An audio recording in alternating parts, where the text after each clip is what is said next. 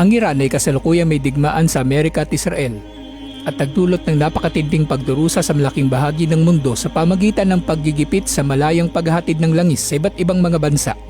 Marami ang sinasabi ng mga tao tungkol sa mga dahilan kung bakit dinigma ng Amerika at Israel ang Iran.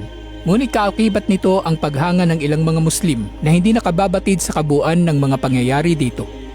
Sa pag-aakala ng ilang mga Muslim, ang Iran ay nakikibaka sa landas ni Allah laban sa mga hindi mananampalataya, nang hindi nagtitimbang sa katotohanan sa likod ng mga kaganapan mula noong una pang panahon.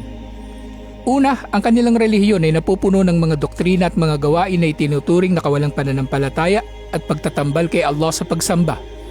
Sinasabi nila, ang aklat daw ni Allah ay nabago. Si Allah raw ay limitado ang kaalaman. Sinasabi nila na ang kanilang mga imam ay may kapangyarihan na tulad ng kapangyarihan ni Allah ayon sa kanilang mga paniniwala. Bagaman malinaw na kawalang pananampalataya ang tangan na relihiyon ng mga taga-Iran na inaangkin nilang Islam, ang mga talata na ito tungkol sa mga nagpapanggap na Muslim ay angkop din sa kanilang mga kalagayan. Totoo nga ang sinabi ni Allah. Kabilang sa mga tao ay iyong nagsasabing nanampalataya kami kay Allah sa kabilang buhay. Subalit hindi naman sila mga mananampalataya.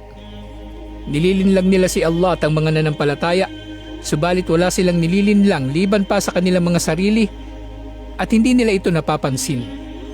Ang kanilang mga puso ay may sakit at ito'y dinagdagan pa ni Allah ng sakit at para sa kanila ang masakit na parusa dahil sa kanilang pagsisinungaling. Kapag sinabi sa kanila na huwag kayong magkalat ng kasamaan sa lupa, sasabihin nilang tunay na kami ay mga tagapagsaayos lamang. Tunay na sila ay mga mapanira, subalit hindi nila ito napapansin. Sinabi pa ni Allah sa iba pang mga talata, kapag nakita mo sila ay hahanga ka sa kanilang mga anyo, at kapag sila ay nagsalita ay makikinig ka sa sinasabi nila. Sila ay tulad ng kahoy na nakasandal lamang at walang silbi. Iniisip nila na ang lahat ng kaganapan ay laban sa kanila. Sila ang mga kalaban, kaya pangilagan mo sila. Wasakin nawa sila ni Allah. Paanong sila ay nalinlang? At ganito nga ang Iran. Nagagawa nilang magmukhang mga bayani, pero kung susumahin, mula noong una pang panahon, ang kanilang mga kasapi ay namiminsala sa mga Muslim.